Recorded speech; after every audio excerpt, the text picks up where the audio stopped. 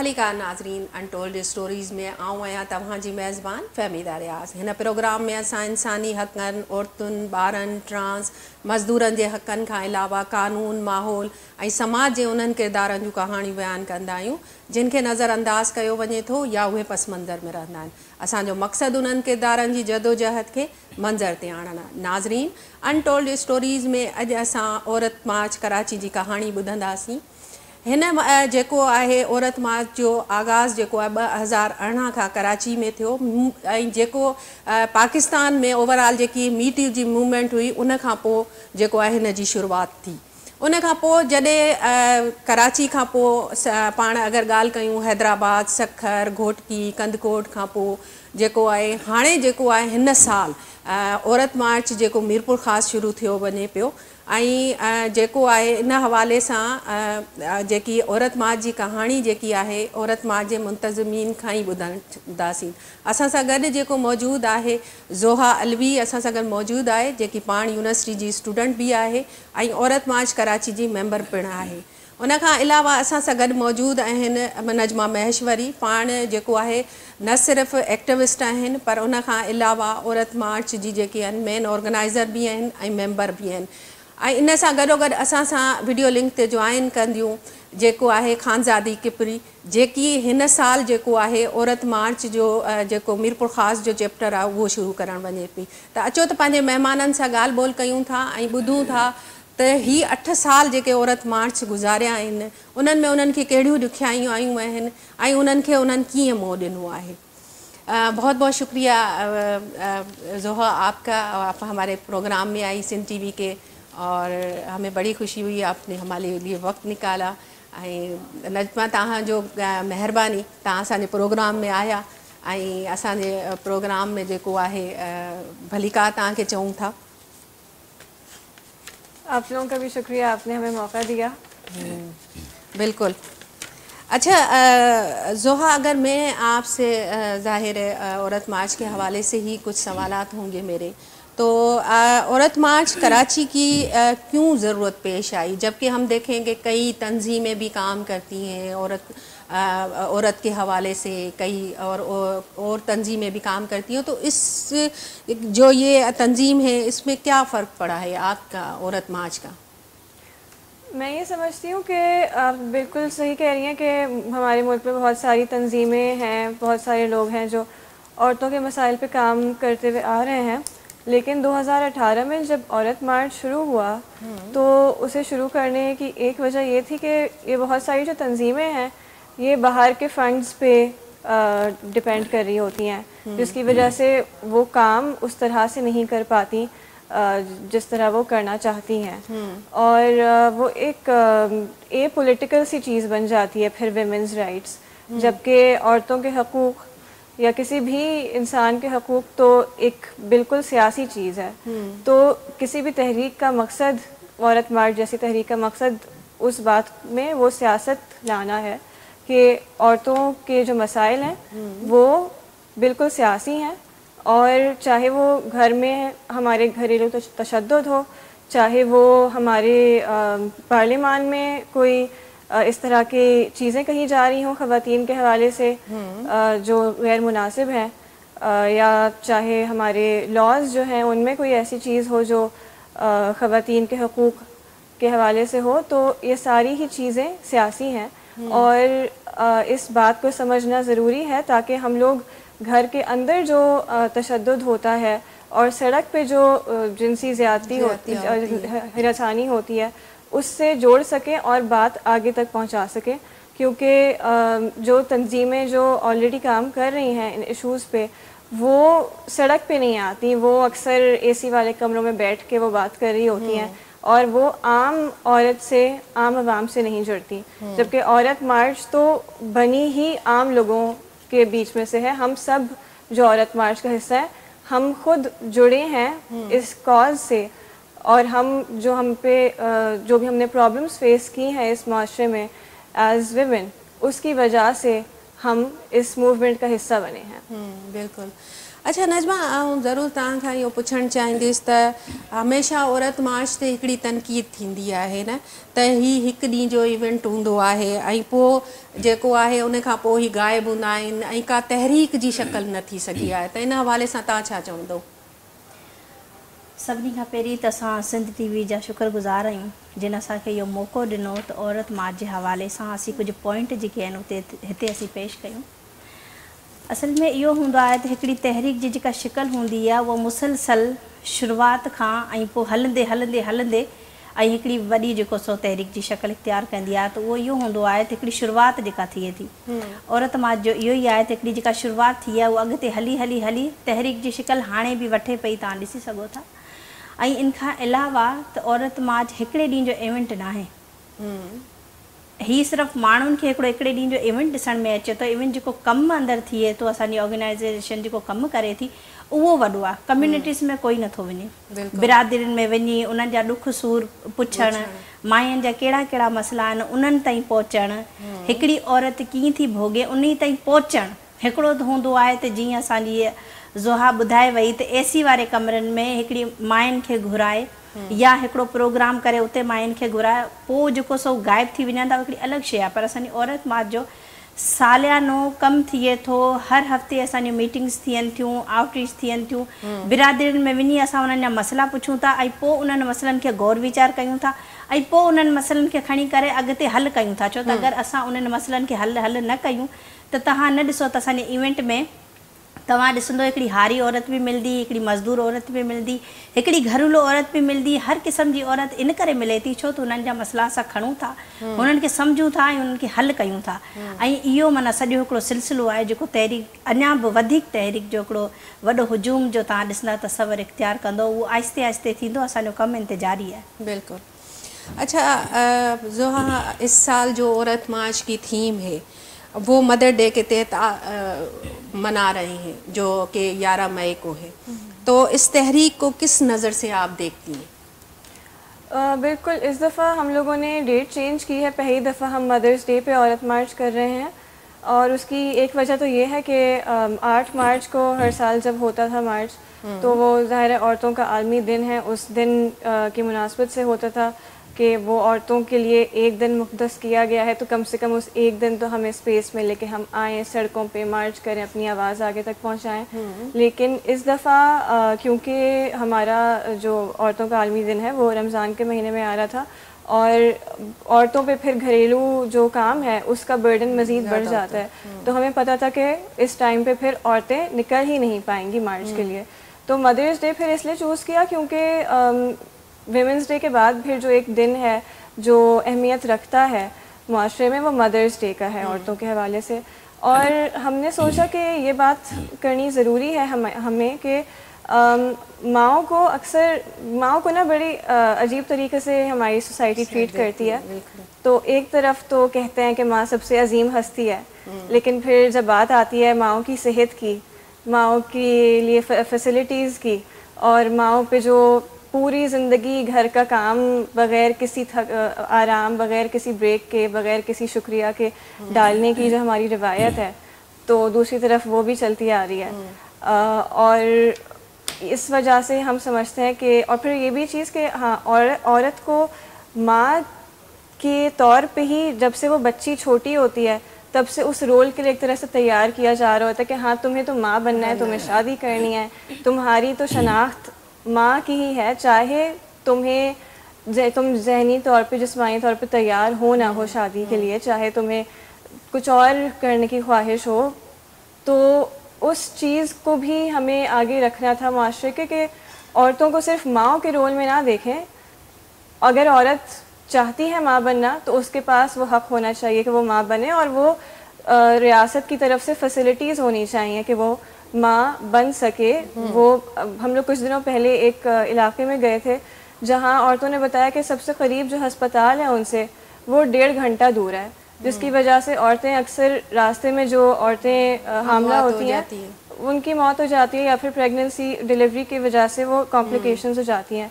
तो माँओं को हुकूमत सपोर्ट भी नहीं करती उस तरह, और वो प्रेशर जो होता है ना औरत पे कि हाँ तुम्हें तो शादी करनी है और तुम्हें बच्चे करने हैं और तुम्हारी पूरी शनाख्त बस यही है, हमें उस प्रेशर को टारगेट करना है। बिल्कुल।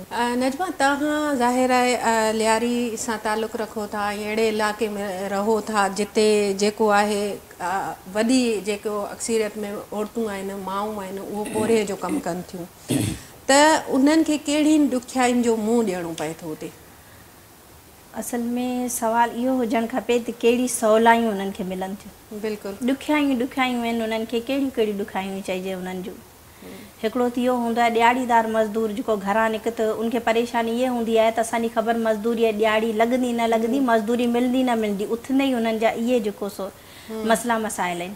उनखां पोइ इहो हूंदो आहे त वीचारनि जा गाॾियुनि जा किराया, हाणे हुननि खे मिले जेका मज़दूरी 600 या 700, उन मां बि अगरि उनजो 150 200 किरायो वञी हले थो त बचंदो छा? ॿई परेशानी। टई परेशानी आहे त 600 अगरि हू घर में खणी अचनि थियूं त 300 रुपया त किलो रुॻो चांवर आहिनि, ऐं हुननि जा घर जा भाती जेको सो किले खां बि वधीक आहिनि, त हुननि जा त सिर्फ़ु 600 जा त चांवर था अची वञनि, बाक़ी सामानूं किथां वठंदियूं? इहे जेके परेशानियूं आहिनि, इहे हिकिड़ी औरत खे निचोड़े उनजो रती सुकाए छॾनि थियूं। हिकिड़ो त ग़रीबनि वटि अॻे ई जेको सो खुराक जी किल्लत आहे हुननि मज़दूरनि वटि, वरी जेको ही परेशानियूं आहिनि हुननि खे वेतर वधीक जेको सो परेशान करे। हिकिड़ी तव्हां ॾिसंदा त हिकिड़ी 16 खां 17 साल जी जेका छोकिरी आहे, उहा बि तव्हांखे 30 साल जी नज़र ईंदी, छो त इहे परेशानियूं ई आहिनि।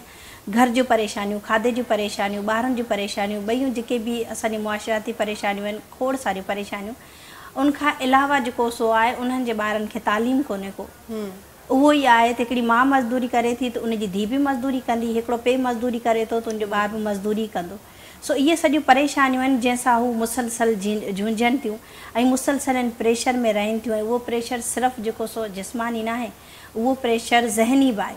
त सोचो उन्हनि मायुनि जी जिस्मानी हालत छा हूंदी ऐं ज़हनी जेको सो हालत छा हूंदी। बिल्कुलु ईअं ई आहे। ज़ाहिर आहे जॾहिं हिकु औरत झुंझे थी उन्हनि सभिनीनि शयुनि सां, त हू पंहिंजे अंदरि ई उहे सभु शयूं रखे थी, सभ खां पहिरीं हू पाण ख़तमु थियणु शुरू थिए थी। बिल्कुलु तव्हां सही इहा ॻाल्हि कई, निशानदेही भी सही कई।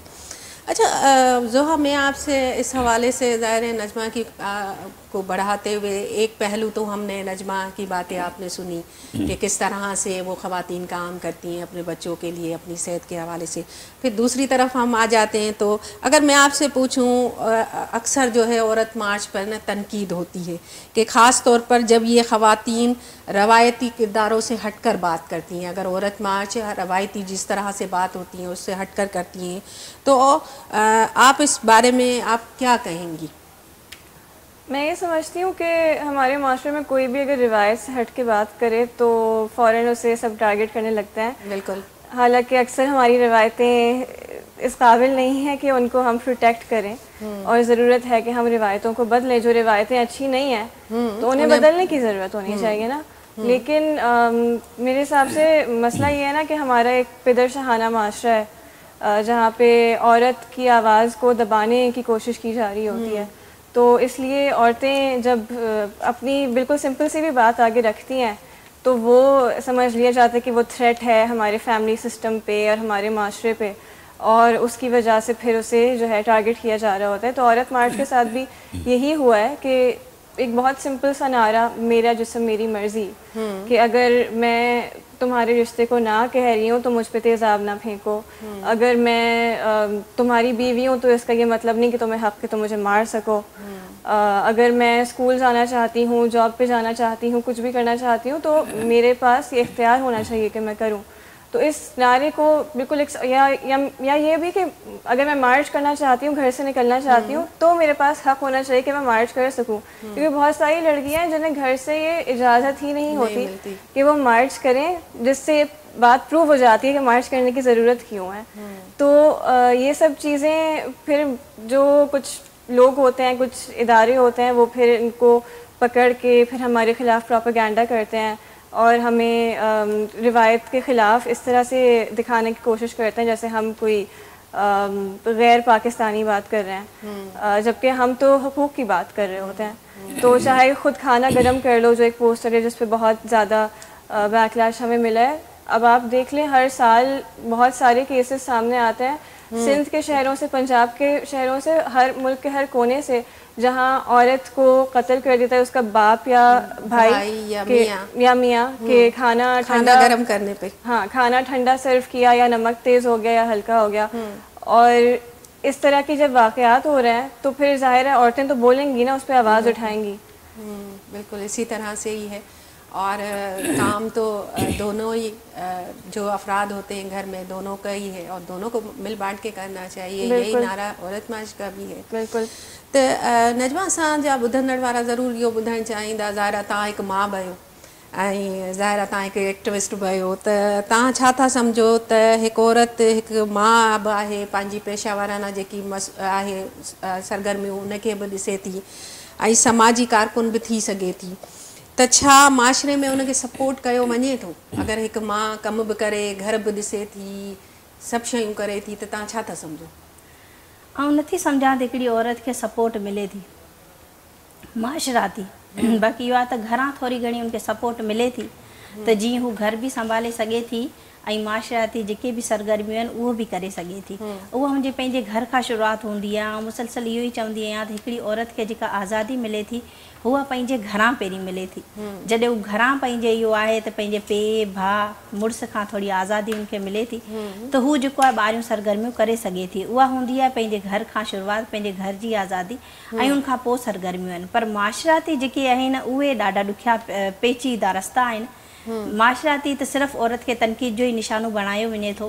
जी त समाज में त भाई माई जेको सो आहे घर में जेको सो इहो ॿार अकेला छॾे करे हेॾां पई रुलंदी वते, कॾहिं हिते पई मुज़ाहिरनि में वञे, कॾहिं हिते पई जलसनि में वञे, इहे मुआशराती तनक़ीदूं आहिनि जेके पुण औरत खे सहणियूं थियूं पवनि। ऐं उनखां अलावा घर में बि जेको औरत आहे जॾहिं निकिरे थी ॿाहिरि त पूरो पंहिंजो सॼो घर जो हिकिड़ो सेटअप माना ठाहे पोइ निकिरे थी। एतिरी त अफ़रा तफ़री में हूंदी आहे। पंहिंजी ॻाल्हि कयां त पाण जेको घरां निकिरंदी आहियां एतिरी त अफ़रा तफ़री में हर शइ, हर कमु, ॿार ॿिया इहे सभु शयूं सभु जेको सो सही करे पोइ बाद में हाणे सभु ठीकु आहे त पोइ हिकिड़ो निकितोसीं। त इहो ई हिन ते हिकिड़ी औरत ते काफ़ी जेको सो प्रेशर हुजे थो, पोइ चाहे हिकिड़ी एक्टिविस्ट हुजे, चाहे घरेलू औरत हुजे। बाक़ी जेको एक्टिविस्ट आहे उन्हनि ते त वधीक बार थी वञे थो। छो त हिकिड़ो त इहो थी वियो, उनखां अलावा जेको हू पंहिंजे सरगर्मियुनि में मसरूफ़ रहे थी त उते बि उनखे ॾुखियाई पेश थियनि थियूं, काफ़ी सारियूं ॾुखियाई पेश थियनि थियूं। उते बि उनखे तनक़ीद जो निशानो बणायो वञे एज़ ए औरत तौरु उते बि उनखे तनक़ीद जो निशानो बणायो वञे त ही औरत जिते किथे जेको सो नज़र अचे थी, कॾहिं हिते मर्दनि सां बीठी आहे, कॾहिं हुते मर्दनि सां बीठी आहे, ऐं हिन मर्द सां अकेली थी घुमे, मुड़ुसु गॾु कोन्हे, हुन मर्द सां अकेली थी घुमे। इहो आहे त हुनजे जेको सो किरदार ते बि आङिरियूं खॼियूं वञनि थियूं जेको पुण औरत बर्दाश्त करे थी। पर औरत में एतिरी हिमत आहे जेको औरत घर खे बि ॾिसे थी, ॿार बि माण्हुनि जी तनक़ीद जो निशानो थिए थी, मुआशराती सभु शयुनि खे मोह ॾिए थी। पर अगरि हिकिड़ी औरत करणु चाहे त औरत सभु कुझु करे सघे थी। या पंहिंजो मिसाल ॾियां थी त पंहिंजे घर खे बि ॾिसां थी, एक्टिविज़म बि कयां थी, हर शइ खे मोह ॾियां थी। पुण असांजी जेको कम्यूनिटी आहे उन में बि कुझु ज़हनी मरीज़ माण्हू वेठा आहिनि, उन्हनि खे बि मोह ॾियणो पवे थो। बाक़ी इहो आहे त हिकिड़ी एक्टिविस्ट जेका औरत आहे उनखे हिन समाज में घटि माण्हू आहिनि जेको सुठी नज़र सां ॾिसनि था। न त माण्हू ईअं ई ॾिसनि था ही त मायूं मिड़ई आहिनि, माना मिड़ई आहिनि, सम्झो त हुननि लाइ करे त जहिड़ो करे इहो बाज़ारि में का खुलियल शइ पई आहे जेको जितां चाहे उन ते तनक़ीद बि करे सघे थो, हथ बि विझी सघे थो, हर शइ करे सघे थो। इहो असांजी हिकिड़े मुआशराती हक़ीक़त आहे जंहिंखे असां नज़रअंदाज़ नथा करे सघूं ऐं ना ई ही मुआशिरो नज़रअंदाज़ करे। पर आउं ज़रूरु चवंदसि हिन मुआशिरे जे माण्हुनि खे त महिरबानी कयो, हिकिड़ी औरत अगरि घर बि संभाले थी, एक्टिविज़म बि करे थी, सभु शयूं करे थी, त घटि में घटि तव्हां उनखे सपोर्ट करे सघो था। अगरि ॿियो कुझु नथा करे सघो त पंहिंजी तनक़ीद खे थोरो साइड ते रखे बसि मामूली उन्हनि खे सपोर्ट ॾियो। अगरि सपोर्ट बि नथा करे सघो त सिर्फ़ु पंहिंजी तनक़ीद खे तव्हां हटाए छॾियो, तॾहिं बि औरत जो ज़हन काफ़ी फ्रेश थी सघे थो। बिल्कुलु नजमा, असां वटि हमेशह इहा रिवायत रही आहे त तनक़ीद बराए तनक़ीद थींदी आहे, तनक़ीद बराए इस्लाह न थींदी। ऐं जॾहिं इस्लाह थियणु लॻंदी त मुंहिंजो ख़्यालु आहे त काफ़ी शयूं बहितरी लाइ वञी सघनि थियूं। अच्छा ज़ोहा, यहाँ पे मैं आपसे ज़ाहिर है आप 2018 से औरत मार्च जो है वो सरगर्मी में अमल में मौजूद है और कम्युनिटीज़ बेस भी काम कर रही हैं। तो जो यहाँ पे मैं आपसे पूछना चाहूँगी, जो मुतालबात पहले दिन से थी उसमें क्या वक्त के साथ तब्दीली आई है या अभी तक वो वही हैं, या फिर मैं आपसे ये भी पूछना चाहूँगी इसमें से कोई एक मुतालबा हो जो असेंबली के फ्लोर तक गया हो, तो ऐसा कुछ हुआ है? जी बिल्कुल, मैं समझती हूँ कि औरत मार्च जब से शुरू हुआ है, अब ये 8वां मार्च होगा तो 7वां साल चल रहा है। जी बिल्कुल। तो हमारे माशरे में जो मसाइल मौजूद हैं जिनके ख़िलाफ़ औरत मार्च आवाज़ उठाता है, वो मसाइल दहाइयों से या मे बी इवन सदियों से चलते हुए आ रहे हैं। तो ऐसे मसाइल का हल एक रात में तो नहीं हो जाता ना। बिल्कुल। तो इनकी तो सालों, दहाइयों, कभी कभी सदियों भी लग जाते हैं मसाइल हल होते होते। तो अभी जितने टाइम से औरत मार्च शुरू हुआ है उसमें हमें माशरे में तब्दीली देखने को मिली है कि हम देखते हैं कि जो वायलेंस के केसेस हैं, जेंडर बेस्ड वायलेंस के, वो ज़्यादा रिपोर्ट हो रहे हैं। या हम देखते हैं कि अगर कोई जो है वो सड़क पे चल रहा हो तो उसमें हम औरतें अक्सर अब आवाज़ उठाने के लिए ज़्यादा उनको फील होता है कि वो उठा सकती हैं उस चीज़ पे। हालांकि अभी भी ज़ाहिर है डर तो होता है, डर तो मौजूद है, लेकिन थोड़ी सी औरतों में मज़ीद हिम्मत आई है कि हाँ, मैं अगर आवाज़ उठाऊंगी तो इस पे मुझे कुछ अच्छा रिस्पांस मिलेगा या उस तरह का शायद बैकलैश ना मिले जो पहले मिलता था। तो एक तो ये चीज़ है। फिर पार्लियामान की जहाँ तक बात है, वो बहुत सारी चीज़ें हैं ऐसी जो पार्लियामान में आई हैं औरत मार्च की डिमांड से रिलेटेड, और वो ऐसी चीज़ें जो शायद और तंजीमें और तहरीकें भी जिन बारे में बात करती हैं, जो भी लेफ़्ट की तंजीमें वगैरह हैं, तो औरतों के जो मसाइल हैं, हरासमेंट है, रेप है, डोमेस्टिक वायलेंस है, इस हवाले से हमने देखा है पार्लियामान में डिस्कशंस भी होते हुए। लेकिन मैं इस पे एक और चीज़ ये कहना चाहूँगी कि जो एक हमारी जो तहरीक है ना, ये सिर्फ लॉज पे या पार्लियामान पे फोकस्ड नहीं है। हम लोग समझते हैं कि हमें माशरे में अगर चेंज लाना है तो वो लॉज के थ्रू भी होगा किसी हद तक, लेकिन किसी हद तक ही होगा क्योंकि सिंध में तो हम देखते हैं लॉज तो बड़े अच्छे अच्छे बने हुए हैं, उनकी इम्प्लीमेंटेशन नहीं होती। तो ज़्यादा बड़ा मसला मेरे हिसाब से इम्प्लीमेंटेशन का है और लोगों की जहनीत बदलने का है। क्योंकि अगर आपने लॉ तो बना दिया है कि हाँ, वर्क प्लेस हरासमेंट एक्ट जो है वो 2011 में बना था, 14 साल हो गए, अभी तक बहुत सारी जगहों पे वो इम्प्लीमेंट नहीं हो रहा। और अभी तक हरासमेंट के हवाले से लोगों की जो जहनीत है वो ये है कि अच्छा, अगर लड़की को हरासा किया तो उसकी गलती है, वो ऐसे कपड़े क्यों पहनी थी, उसने इस तरह से बात क्यों की। इस तरह की चीज़ें जो विक्टिम ब्लेमिंग हम जिसको कहते हैं, वो लोगों के जहन में अभी भी हैं। तो उस चीज़ को बदलने पे ज़्यादा हमारा फोकस है, यानी कि ये सब चीज़ें साथ साथ लेके चलने की ज़रूरत है। और मैं समझती हूँ कि इसमें तब्दीली तो आई है हमारे माशरे में और वक्त के साथ साथ इंशाल्लाह और आएगी। और कोई भी तहरीक है वो लंबे अरसे जब चलती रहती है तभी आहिस्ता आहिस्ता हमें चेंज देखने को मिलता है, ऐसे रातों रात नहीं मिल जाता। तो मैं ये समझती हूँ कि इवन जब जो हमारे नारे जिनसे लोगों को काफ़ी एतराज़ है, लेकिन कम से कम उन पे जब बात हुई है तो वो भी इस चेंज का एक हिस्सा है कि लोगों ने इस बारे में बात की है। पहले औरत के जिस्म के ऊपर जो औरत को हकूक़ होने चाहिए उस पर कोई बात नहीं होती थी। मेरा जैसे मेरी मर्ज़ी पे कितना वावेला मच गया था ना कि ये तो पता नहीं औरतें क्या कह रही हैं। और उसकी वजह से एटलीस्ट वो कॉन्वर्सेशन स्टार्ट हुई है, वरना उससे पहले तो इन चीज़ों पे बात ही नहीं होती थी।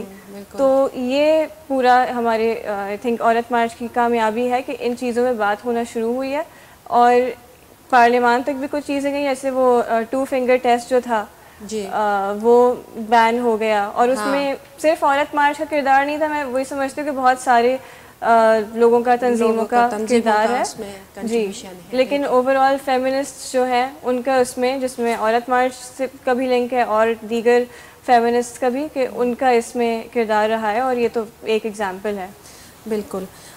नाज़रीन, असांजी ॻाल्हि ॿोल हले पई औरत मार्च जे मेंबरनि सां बि, ऐं उहो ॿुधाए रहिया आहिनि त औरत मार्च जेको आहे गुज़िरियल 7 साल कंप्लीट करे चुकी आहे, हीअ 8हों साल आहे। ऐं उन हवाले सां ॿुधाइनि पिया त हुन में केतिरियूं शयूं जेकी आहिनि उहे चेंज थींदियूं रहनि थियूं। त हिन वक़्तु असांजो टाइम थियो आहे नंढड़े ब्रेक जो, त वञिणो केॾांहुं न आहे, अचूं था हिकिड़े नंढड़े ब्रेक।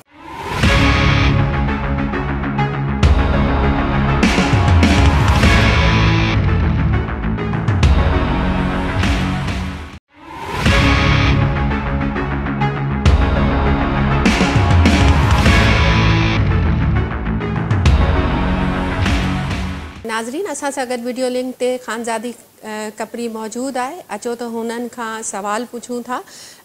सभ खां पहिरीं त तव्हांजी महिरबानी ख़ानज़ादी असां सां लाइनअप थियण जे लाइ। असांखे इहो ॿुधाइजो त ख़ानज़ादी त तव्हां हिन दफ़े जेको मीरपुर ख़ासि में औरत मार्च करणु वञो पिया, उन जी ज़रूरत छो पेश आई? महिरबानी अदी फ़हमीदा तव्हांजी। इलाही ज़बरदस्त सवाल तव्हां पुछो त हिन दफ़ो मीरपुर ख़ासि में औरत मार्च करण जी ज़रूरत माना छो पेश आई। सो बेसिकली मुंहिंजो पंहिंजो तालुक़ु पसमाइंदा ऐं ॿहिराड़ी सां आहे। हिकु जुॾो तालुको आहे असांजो, उनजे हिकिड़े ॻोठ सां मुंहिंजो तालुक़ु आहे। ऐं आउं पंहिंजी ॻाल्हि कयां त इलाही स्ट्रगल करे असां तालीम हासिलु कई, छो जो असांजी कम्यूनिटी में छोकिरियुनि खे छोकिरियुनि जी तालीम खे तमामु घटि तरजीह ॾिनी वञे थी। ऐं जंहिं इलाइक़े सां आउं आहियां उते ऐं मीरपुर ख़ासि में इवन थरपारकर, उमरकोट, सो नंढी उमिरि जी शादियुनि जा वाक़िया इलाही घणा आहिनि असां वटि। ऐं रिपोर्ट नथा थियनि, उहो हिकु अलॻि पहलू आहे। बाक़ी तमामु घणो माना ऐं छो जो मुंहिंजो कमु बि फील्ड लेवल ते आहे, ग्रास रूट ते, त 75% जेका छोकिरियूं आहिनि उहा अर्ली चाइल्ड एज मैरिज जो शिकार आहिनि। सो उनखां अलावा जेको वटे सटे जी शादियूं आहिनि, नंढी उमिरि जी शादी आहे, छोकिरियुनि जी तालीम आहे, उनखां ॿियो इलाही सारा केसिस। सो काफ़ी टाइम खां काफ़ी सारी साथियुनि सां कॉन्टेक्ट में हुयसि त असां मीरपुर ख़ासि में औरत मार्च कयूं। सो उन ते वर्किंग काफ़ी टाइम खां हली पए त असां औरत मार्च कयूं मीरपुर ख़ासि में, छो जो हिन जी तमामु शिदत सां ज़रूरत हुई औरत मार्च करण जी। ऐं हाणे रिसेंटली 5-6 महीननि खां मीरपुर ख़ासि में, हूअं असां ॿुधंदा हुआसीं त अपर सिंध में कारोकारी जा केसिस तमामु घणा थींदा हुया। सो हाणे असां ॾिसूं थी हिन टाइम ताईं सिंधड़ी में कारोकारी जा 2 खां 3 केसिस थी विया आहिनि। हाणे रिसेंटली पुलिस कॉन्स्टेबल मेविश जरवार जो जेको केस आहे, हुनजो जेको क्वार्टर मां लाश मिलियो, फौजिया ख़ासकेली 9 सालनि जी हिकिड़ी छोकिरी आहे जेका 4 सालनि खां अगवा थी वई आहे, जंहिंजी का बि ख़बर न आहे त उहा किथे आहे। जीअं प्रिया कुमारी जो केस आहे। सो इलाही सारा अहिड़ा वाक़िया, ही त उहे वाक़िया आहिनि जेके हाईलाइट थिया आहिनि सोशल मीडिया जे थ्रू, पर इन खां बि वधीक हज़ारे अहिड़ा वाक़िया आहिनि जेके दबियल आहिनि, जेके लिकियल आहिनि। सो आउं सम्झां थी त मीरपुर ख़ासि में औरतुनि जी जेका आवाज़ आहे उनखे बुलंद करण जे लाइ, आवाज़ उथारण जे लाइ, औरतुनि सां थींदड़ चाहे घरेलू तशदुद हुजे, चाहे जिनसी ज़्यादती हुजे, चाहे कारोकारी हुजे, चाहे नंढी उमिरि जी शादी हुजे, चाहे नियाणियुनि जी तालीम हुजे, सो इन्हनि सभिनीनि जे लाइ आवाज़ उथारणु घुरिजे। ख़ानज़ादी असांजे ॿुधंदड़नि खे इहो ॿुधाइजो त तव्हांजो जेको तालुक़ु ॿहिराड़ी सां आहे ऐं तव्हां हुन मां हिकु आहियो, ऐं हिकु माउ खे तव्हां हुते कीअं जाखोड़ कंदे ॾिसो था? थैंक यू अदी। इलाही ज़बरदस्त तव्हांजो सुवालु आहे त ॿहिराड़ी जी जेका माउ आहे उहा कीअं जाखोड़े थी, कीअं जदोजहद करे थी। सो मुंहिंजो पंहिंजो बि जीअं पहिरीं ज़िक्र करायसि त हिकिड़े ॻोठ सां तालुक़ु आहे। ऐं छो जो असांजे समाज में रहूं था ऐं उन समाज में औरत जो हिकु माउ जी जेका जदोजहद आहे, ख़ासि करे नियाणियुनि जे लाइ, छो जो आउं जे कम्यूनिटी सां वाबस्ता आहियां या मुंहिंजे इर्द गिर्द जेकी कम्यूनिटीज़ आहिनि उते औरत जी जेका वैल्यू आहे उहा माना औरत जो वजूद न हुअण जे बराबरि आहे। या औरत खे सिर्फ़ु घर जी कमकार जे लाइ माना सम्झंदा आहिनि त औरत जेका आहे न उहा सिर्फ़ु घर जो कमकार कंदी, ऐं औरत जो कमु इहो आहे माना तालीम हासिलु करणु, ॿाहिरि निकिरणु, पंहिंजे हक़ जे लाइ आवाज़ु उथारणु, माना उहा न आहे, माना औरत जो उहो कमु न आहे। सो आउं हिते पंहिंजी अम्मा जो ज़िक्र ज़रूरु कंदसि, छो जो माउ जी ॻाल्हि आई आहे त मुंहिंजी माउ जी जेका जदोजहद हुई, मुंहिंजो वालिद साहब ऐं मुंहिंजी माउ, असां अॼु कंहिं वॾी मंज़िल ते एॾो त न आहियूं, पर थोरो घणो पंहिंजे इलाइक़े में पंहिंजी औरतुनि जे लाइ, पंहिंजी ॿारड़ियुनि जे लाइ, पंहिंजी नियाणियुनि जे लाइ जेको कमु कयूं था, सो हुन में मुंहिंजी अम्मा जो ऐं मुंहिंजे बाबा जो इलाही वॾो किरदारु आहे। छो जो आउं जे कम्यूनिटी सां आहियां उते छोकिरियुनि जी तालीम पहिराइण खे ऐब सम्झो वेंदो हुयो। उते मुंहिंजी अम्मा जेको आहे उन वॾी जदोजहद कई, जाखोड़ कई। ऐं असां प्राइमरी, छो जो मुंहिंजो वालिद साहब प्राइमरी टीचर हुयो त माना प्राइमरी असां बाबा वटि पढ़ी, उनखां पोइ को एजुकेशन असां वटि हाई स्कूल हुयो ऐं उते छोकिरियुनि जो वञणु मना हुई त छोकिरी का बि छोकिरी को एजुकेशन में तालीम हासिलु न कंदी। सो मूंखे अॼु बि यादि आहे त मुंहिंजी माउ जेका आहे उहा असां सां गॾु पंधु हलंदी हुई। असांजो 3 खां 4 किलोमीटर हाई स्कूल परे हूंदो त बाबा जी ॿिए स्कूल में ड्यूटी हूंदी त अम्मा असां सां गॾु पंधु रोज़ु स्कूल छॾे बि ईंदी हुई, वरी असांखे पंधु वठणु माना ईंदी बि हुई। सो मुंहिंजी अम्मा जो ऐं अहिड़ियूं काफ़ी सारियूं माइरूं आहिनि जिन जो इलाही वॾो किरदारु आहे, ख़ासि करे न्याणियुनि जी तालीम में ऐं न्याणियुनि खे अॻिते आणण में। सो ॿराड़ी जी जेका माउ आहे उहा पोरियो बि करे थी। कान्हा जी, तव्हां असांखे एक्टिविज़म जे बारे में ॿुधायो त उहो तव्हां कीअं कयो था ऐं कहिड़नि मसइलनि खे जेको आहे तव्हां फोकस कंदा आहियो? तक़रीबन 5-6 सालनि खां सोशल इशूज़ जेके आहिनि उन्हनि ते कमु कयां थी, ऐं जंहिंमें अहम जेके मसइला आहिनि जिन्हनि ते फोकस ऐं कमु कयां पई, उन में नंढी उमिरि जी शादी आहे, डोमेस्टिक वायलेंस घरेलू जेको तशदुद आहे, हिरासमेंट आहे, ऐं उन खां अलावा मेंस्ट्रुएशन हाइजीन जेका मैनेजमेंट आहे, ख़ासि करे 2022 जे ॿोॾि खां पोइ घणो मुंहिंजो जेको वर्किंग रही आहे उहा इन ते रही आहे। छो जो असांजूं जेके औरतूं आहिनि उहा ड्यूरिंग फ्लड्स तमामु घणो जेको आहे उहा इफेक्ट थियनि थियूं, ऐं फ्लड्स दौरान को माहवारी रुकिजी नाहे वेंदी। सो कुझु मुंहिंजूं दोस्तूं आहिनि, असांजी हिकिड़ी मुहिम हले थी माहवारी जे नाले सां। सो उन्हनि में घणो हींअर मुंहिंजो कमु उन्ही ते आहे। पर जीअं हाणे सुसाइड जा केसिस तमामु घणा आहिनि, त उन ते बि माण्हुनि सां वेहण, कम्यूनिटीज़ सां उन्हनि खे अवेयरनेस ॾियण या उन्हनि जा इशूज़ मसइला ॿुधण। सो मेन जेको आहे इहो आहे मेंस्ट्रुएशन हाइजीन आहे, अर्ली चाइल्ड एज मैरिज आहे, ख़ासि करे गर्ल्स एजुकेशन आहे असांजे इलाइक़े में, ऐं डोमेस्टिक वायलेंस आहे, हिरासमेंट आहे। सो इहे कुझु इशूज़ आहिनि जिन्हनि ते आउं कमु कयां थी। उन खां अलावा क्लाइमेट चेंज, मौसमियाती जेके तब्दीलियूं उहे तमामु घणियूं। वॾी महिरबानी असांखे टाइम ॾियण जे लाइ।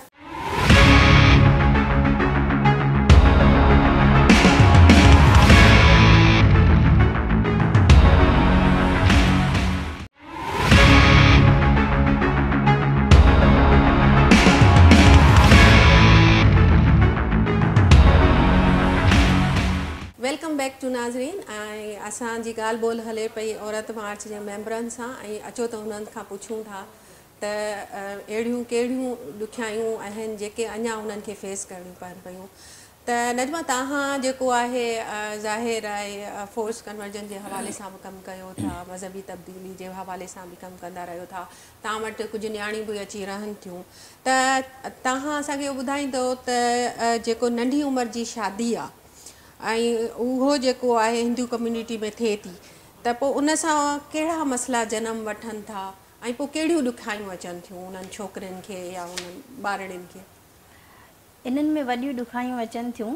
जीअं त अॻियूं ज़मानो हूंदो हुयो त नंढी उमिरि जी ॿारनि जी शादी थींदी हुई, हालांकि थियणु न खपे, छो त जिस्म जी हिकिड़ी हद हूंदी मुक़ररु आहे। जिस्म हिकिड़ो बर्दाश्त करण जी का सघ रखंदो आहे।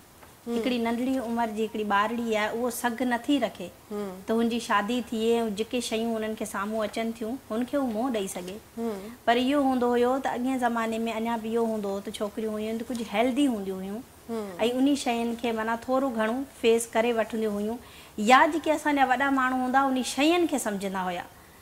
हिकिड़ी आउं तव्हांखे मिसाल ॾियां थी त मुंहिंजी जेको सो कज़न आहे, उनजी शादी नंढी उमिरि में थी, हाणे त पोड़ो थी वियो आहे, पर हुन ॿुधायो त जेको हुननि जी शादी थी आई त उहे ज़ाल मुड़ुसनि खे सेपरेट रखंदा हुआ इलाही साल ताईं। उन्हनि खे ऐं उन टाइम त एतिरा मेच्योर बि न, ख़बर बि न हूंदी त शादी छा आहे। ऐं पोइ मुंहिंजी भाभी हुन चयईं त केतिरा साल जेको सो मुंहिंजी ससु सां गॾु सुम्हंदी हुयसि। माना हुन शयुनि जो जेको असांजा वॾी उमिरि जा जेके पहिरीं जेके असांजा हुआ, भले तालीम तौरु हू हुननि में तालीम न हुई पर शहूर ज़रूरु हो।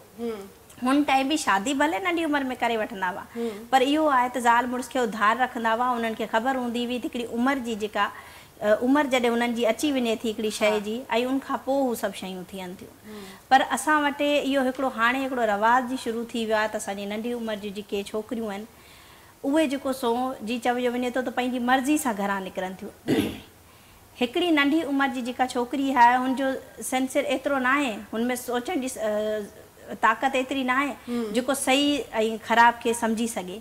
ऐं उनखां पोइ जेको आहे त हुननि खे लालचूं ॾिनियूं वञनि थियूं शयुनि जूं, हुननि जो जेको सो ज़हन फ्रेश कयो वञे थो त तव्हां जेको सो वरी इहो आहे त असांजे वॾी बीमारी आहे, तव्हां तोसां मोहबत थो कयां, तोला मरी खपी वेंदोसि, ख़बर छा जो छा करे सघंदो। जेको हींअर बि केस असांजे हथ में आहे, 13 साल जी 14 साल जी छोकिरी आहे, बसि उनजो इहो ई चवणु आहे त उन छोकिरे सां न वेंदसि त हू मरी वेंदो। हिकिड़ी इहा शइ थी वञे थी। उनखां पोइ ज़बरदस्ती जो जेको बुनियादु आहे, आउं सम्झां थी वर्ग लाइ करे अगरि नंढी उमिरि जी छोकिरी खे खणी वञो त उहो बि ज़बरदस्ती जे ई शयुनि में शामिल थिए थो, छो त हू पंहिंजी सोच सां नथी वञे।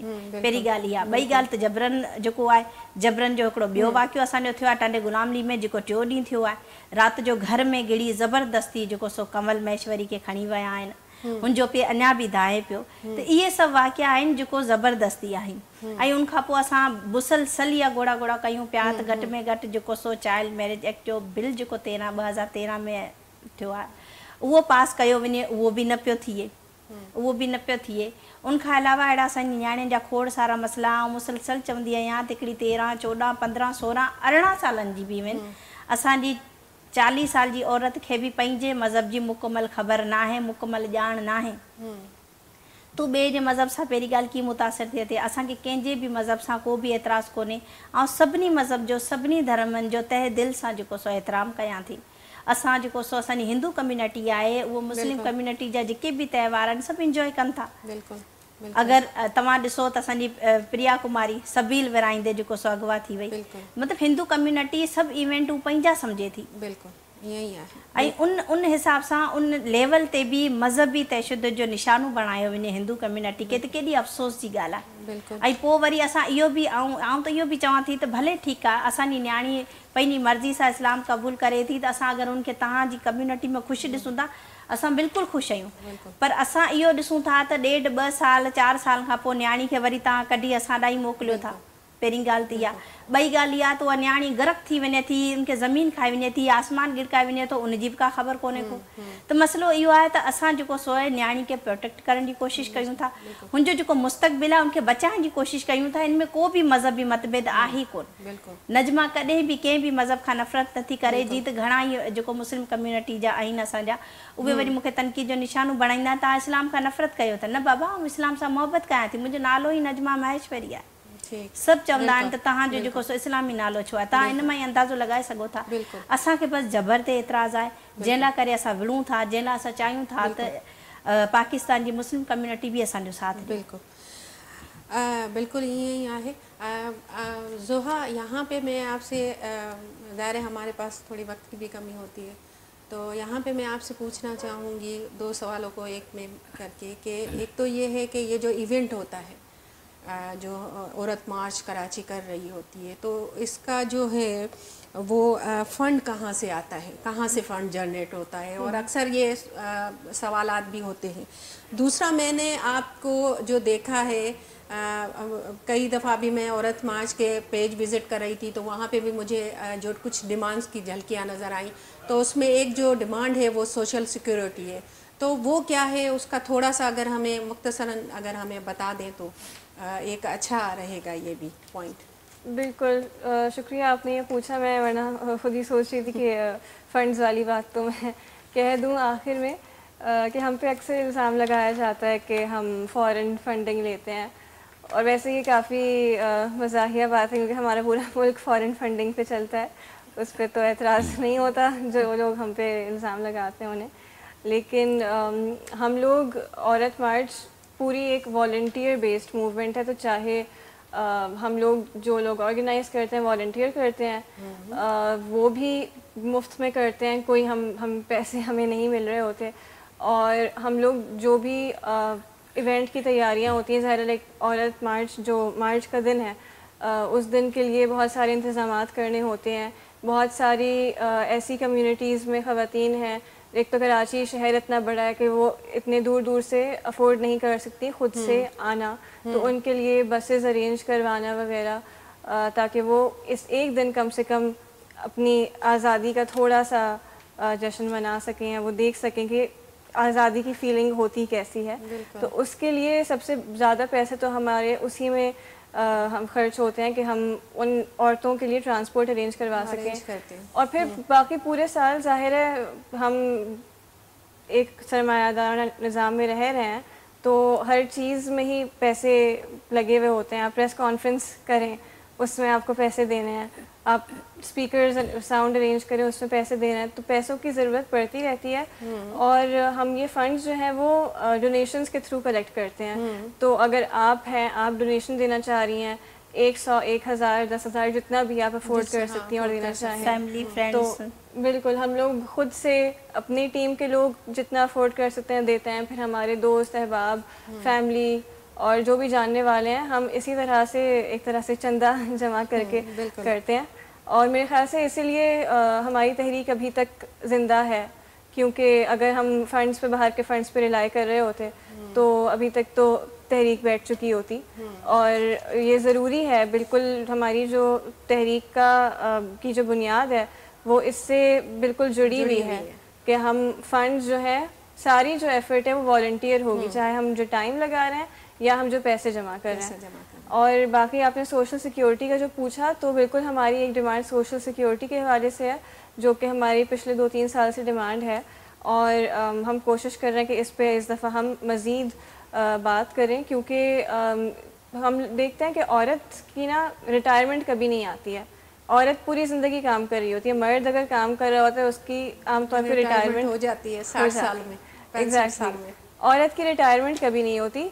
और उसकी एक वजह ये भी है क्योंकि औरत जो काम करती है, जो उस पर थोपा जाता है माशरे की तरफ से कि घर का काम औरत का काम है, तो उसके लिए ज़ाहिर है कोई पैसे तो मिलते नहीं हैं, और जो विरासत होती है औरत को उससे भी महरूम कर दिया जाता है। तो औरत पूरी ज़िंदगी काम करके भी खाली हाथ रह जाती है, जिसकी वजह से फिर जब डोमेस्टिक वायलेंस का सामना करना पड़ता है औरतों को, जो कि 90% औरतों को, पाकिस्तानी औरतों को किसी न किसी पॉइंट पे डोमेस्टिक वायलेंस का सामना करना पड़ता है अपनी ज़िंदगी में, उससे निकलने के लिए उनके पास कोई रास्ता नहीं होता। तो हम हुकूमत से इस दफ़ा ये मुतालबा फिर से कर रहे हैं कि सोशल सिक्योरिटी मिले औरतों को, ताकि वो उनके पास एक जगह हो, एक रास्ता हो कि वो उस अब्यूज़ से निकल सकें अपनी ज़िंदगी बचाने के लिए।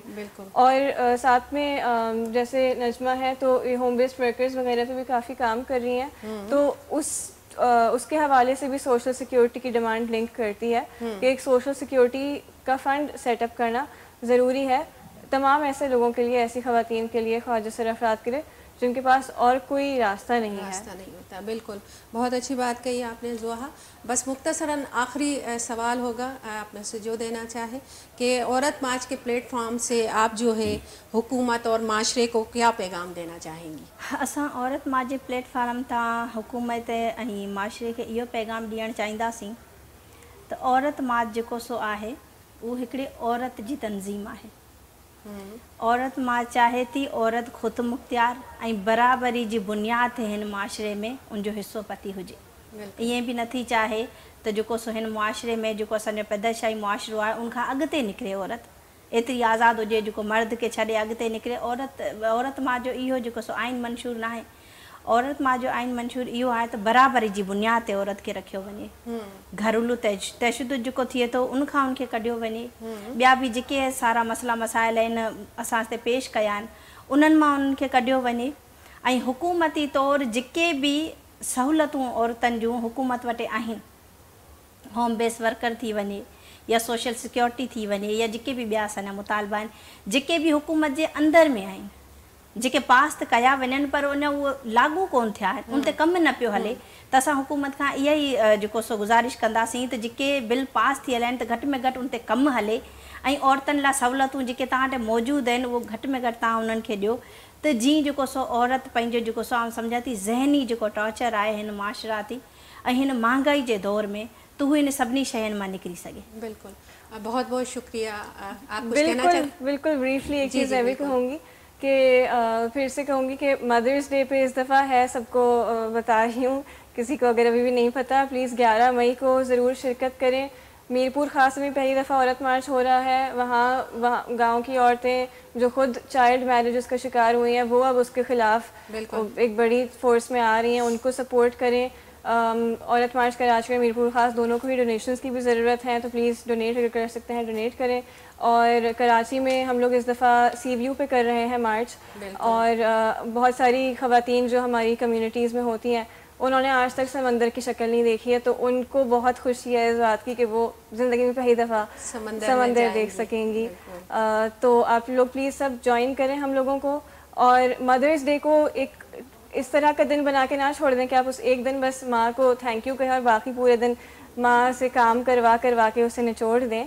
और ऐसा भी नहीं कि औरत को बस माँ की शक्ल में देखें, औरत को ये आज़ादी होनी चाहिए कि उसे अगर माँ बनना है, नहीं बनना, कब बनना है, कितने बच्चों की माँ बनना है, ये सब फैसले करने का इख्तियार औरत को होना चाहिए। औरत को इंसान समझा जाए। एग्जैक्टली, औरत को इंसान समझें, इज़्ज़त ना समझें, बच्चा पैदा करने की मशीन ना समझें। और आज़ादी हम मांगते हैं, आज़ादी से डरने की कोई ज़रूरत नहीं है, क्योंकि मैं आज़ादी मांगती हूँ तो मैं सिर्फ अपने लिए नहीं मांगती, आपके लिए भी मांगती हूँ। और जब मैं आज़ाद होंगी तभी आप आज़ाद होंगी, हम सब आज़ाद होंगे, तभी हमारा पूरा माशरा आज़ाद होगा। बिल्कुल, बहुत शुक्रिया। बहुत बहुत शुक्रिया आप दोनों का बड़ी हमें वक्त मेहरबानी देने के तव्हांजी। लिए। नाज़रीन, हिन वक़्तु असांजे प्रोग्राम जो वक़्तु जेको आहे पुॼाणी ते आहे ऐं वरी ॿिए कंहिं मौज़ू सां, वरी ॿी कंहिं कहाणी सां तव्हां वटि वरी हाज़िर थींदासीं। हिन प्रोग्राम में पंहिंजी होस्ट फ़हमीदा रियाज़ खे इजाज़त ॾिजो। अला भाई।